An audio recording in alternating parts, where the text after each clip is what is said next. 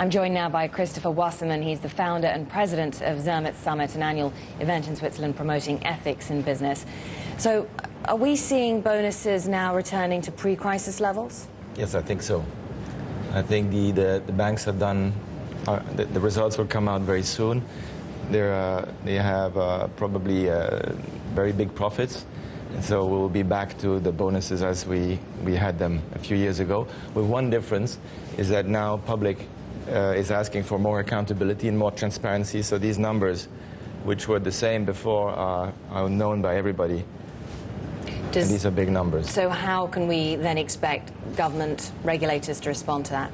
I think the regulators will do their best to try to control these bonuses.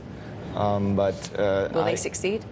I'm not sure, because you watch in the US, some of these big banks are refunding the loans, so they will not be under government control anymore, so they can be free to pay whatever bonuses they wish. So that's one issue. But I think the underlying issue is that we won't be able to regulate everything, and at the end of the day, those banks that are looking for a long-term sustainable position will try to...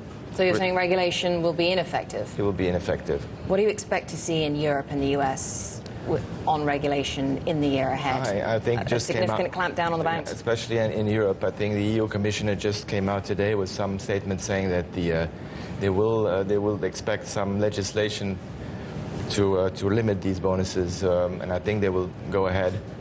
But it's like in regulation won't solve the problem, because you will have some banks which will escape this regulation. And on those comments by Michel Barnier, what did you make of that? I mean, what will this mean for industry, for banks? Is it going to drive them abroad, essentially?